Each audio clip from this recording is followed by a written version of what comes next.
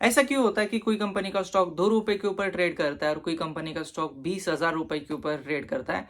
और ये अक्सर खेल होता है मैनेजमेंट का। कोई कंपनी का मैनेजमेंट बहुत अच्छा होता है कि स्टॉक इतना आगे बढ़ जाता है, और कोई कंपनी का स्टॉक इतना खराब इसलिए बन जाता है बिकॉज मैनेजमेंट ने पास्ट में कुछ ना कुछ गड़बड़ की रहती है।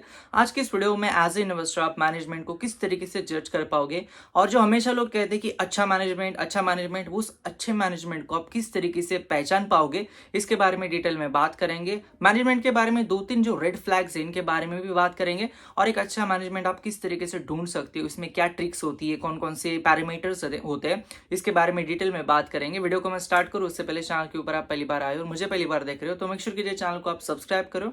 यहाँ पे हम लोग स्टॉक मार्केट के रिलेटेड बहुत सारी चीजों के बारे में बात करते हैं।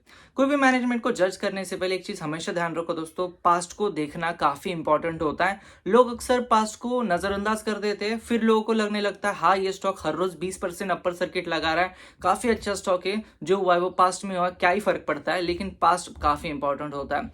लोगों का हमेशा एक कहना होता है कि आपका कैरेक्टर आपको, आपकी जो पर्सनैलिटी है उसको डिफाइन करता है, और आपका कैरेक्टर जो है वो आपकी नीयत भी बता देता है। उस तरीके से ही होता है मैनेजमेंट का जो कैरेक्टर है, मैनेजमेंट का जो हिस्ट्री है, वो आपको उनका कैरेक्टर बता देता है कि मैनेजमेंट ने पास्ट में क्या किया है। जैसे फॉर एग्जांपल, मैं आपको किसी स्टॉक का नाम नहीं लेना चाहूंगा, लेकिन मैं बस आपको बोल रहा हूँ कि कोई ऐसा ग्रुप है, आप समझ जाओगे, कोई अगर ऐसा ग्रुप है जिसमें पास्ट में थोड़े से बैंक के फ्रॉड्स किए या फिर लोन डिफॉल्ट हुए, फिर अचानक से ऐसे होता है कि उनका कोई बिजनेस भी नहीं चल रहा है, उनके लॉस भी हो रहे हैं, फिर भी उनके स्टॉक आगे बढ़ रहे हैं, 5-5 सालों में 400, 500, 600% बढ़ रहे हैं, और फिर आपको लग रहा है नहीं यार पास्ट में हुआ है वो हुआ है, अभी क्या ही फर्क पड़ता है।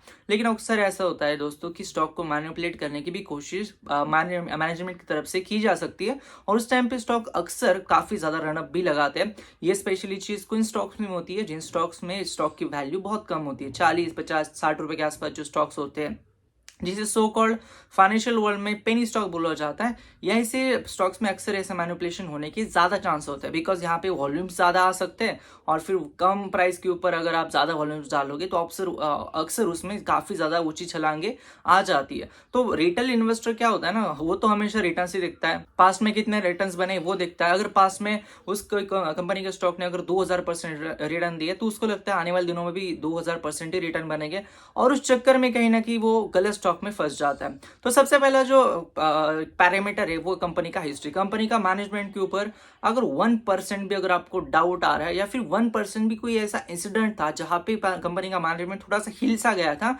या फिर उनके इथिक्स के ऊपर क्वेश्चन आ गया था, ऐसे कंपनी से आपको अक्सर दूर रहना है। बिकॉज आपका जो इनर पावर होता है, आपका जो इनर फीलिंग होता है ना, अक्सर वो स्वच्छ होने के काफी ज्यादा चांस होते हैं।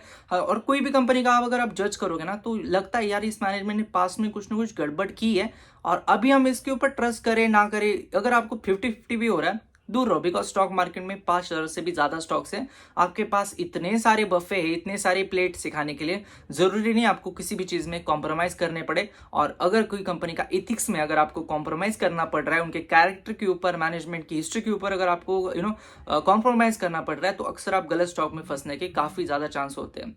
नंबर 2 जो चीज होती है मैनेजमेंट का जो कैरेक्टर है वो बताता है कि कंपनी का जब थोड़ा डाउन टर्न आता है, कोई भी इंडस्ट्री का 2-3 साल का बुल रन आता है, तो उसमें अक्सर कंपनी के स्टॉक्स काफी ज्यादा भाग जाते हैं। लेकिन असली जो टेस्ट होती है ना मैनेजमेंट की, वो तब होती है जब इंडस्ट्री की सिचुएशन काफी ज्यादा एडवर्स होती है।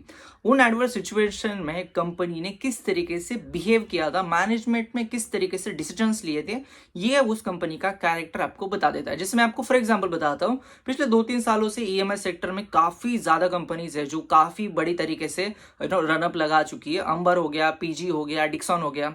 तो अगर आपको थोड़ा सा जज करना है, जैसे फॉर एग्जांपल टाटा के साथ ये हुआ था कुछ सालों पहले, जब टाटा की डिफॉल्ट सिचुएशन आई थी टाटा ग्रुप की, उन्होंने अपने जो गहने थे, अपना जो गोल्ड था, उसको रिजर्व रख के अपने एम्प्लॉयज की सैलरीज की थी। अब आज की डेट में आप किसी भी चीज से पूछोगे, अगर आप किसी भी लोग से पूछोगे कि ट्रस्ट क्या हम टाटा के ऊपर कर सकते हैं, या फिर ग्रुप ऑफ टाटा के ऊपर अगर आपको गवर्नेंस के बारे में कोई अगर डाउट है, तो वो लोग हमेशा बोलेंगे गवर्नेंस के मामले में टाटा से कोई बीट नहीं कर सकता है, बिकॉज उन्होंने अपने एक रेपुटेशन बनाया मार्केट में। चाहे कितना भी कुछ हो, बिजनेस के अंदर डाउनटर्न हो, अपनी बिजनेस इथिक्स को वो लोग नहीं छोड़ेंगे। और एक चीज आपको हमेशा लोग बोलेंगे कि आप इसमें गवर्नेंस के ऊपर क्वेश्चन आपको नहीं आएगा। हालांकि अदर चीजों के ऊपर आ सकता है कि जैसे फॉर एग्जाम्पल टीसीएस अपने फंड्स यूज नहीं किया, टीसीएस ने प्रोडक्ट्स डेवलपमेंट में नहीं किया, लेकिन जो हॉनेस्टी के ऊपर जो आपका जो टेक होता है वो आपको कभी भी गलत नहीं जाएगा टाटा ग्रुप के ऊपर। तो उनका जो हिस्ट्री है, उनका जो रिपुटेशन है, उन्होंने विद द टाइम वो डेवलप किया है। तो उस तरीके से होता है, जैसे फॉर एग्जांपल अगर कोई इंडस्ट्री का डाउनटर्न आता है तो उस डाउनटर्न में क्या मैनेजमेंट अपना स्टेक बेच रही है कंटिन्यूसली 4-5% हर क्वार्टर में बेचे जा रहा है जो थोड़ा डाउनटर्न है, और फिर जब अच्छा टर्न आएगा तब उस कंपनी में स्टेक लेने के लिए वो फिर से चले आएंगे।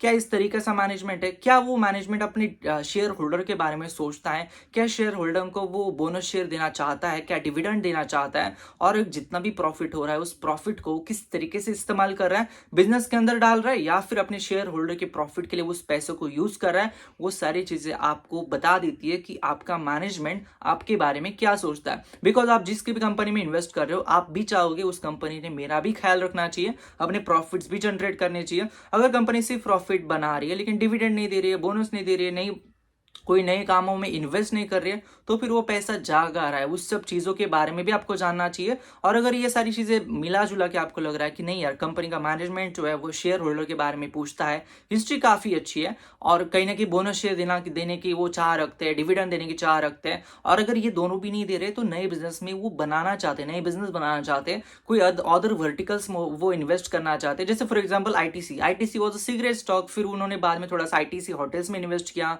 फिर आईटीसी ने मैंने कंजम्पशन सेक्टर में थोड़ा सा एंट्री ली, फिर सॉल्ट वगैरह वो सारी चीजें अपना डिफरेंट बुफे बनाया और फिर अपनी कंपनी को एक्सपांड किया। तो उस टाइम पे आईटीसी को भी पैसे लगे होंगे ऑब्वियसली। तो उस टाइम पे शेयर होल्डर को उन्होंने डिविडेंड देने की जगह उन्होंने थोड़ा सा अपना जो कंजम्पशन सेक्टर में अपना जो इन्वेस्ट करना चाहते हैं उसके लिए फंड रेज किया होगा। तो मैनेजमेंट किस तरीके से अपने फंड्स को यूज कर रही है वो मैनेजमेंट का कैरेक्टर बता देता है। और एक चीज हमेशा ध्यान रखो, कोई भी कंपनी का मैनेजमेंट अगर लगातार डेट ले रहा है, अपने बिजनेस से कैश फ्लो जनरेट नहीं कर पा रहा है, और फिर अनलेस एंड अनटिल मैनेजमेंट को हमेशा पैसों की दिक्कत आ रही है और बहुत सारे साल हो गए लेकिन मैनेजमेंट अपने शेयर होल्डर के बारे में नहीं सोच रहा है, तो एक काफी एक रेड फ्लैग होता है। या फिर रेड फ्लैग की जगह कुछ ऐसा मैनेजमेंट भी होता है जो बुरा नहीं होता, लेकिन मैनेजमेंट ऐसा भी होना चाहिए जिसके पास एम्बिशन भी हो। ऐसा नहीं चाहिए कि बस पड़ा हुआ है 20 साल से स्टॉक मार्केट में ट्रेड कर रहा है, वहीं पे स्टॉक पड़ा हुआ है, स्टॉक ना आगे जा रहा है ना पीछे जा रहा है ना कुछ भाग रहा है।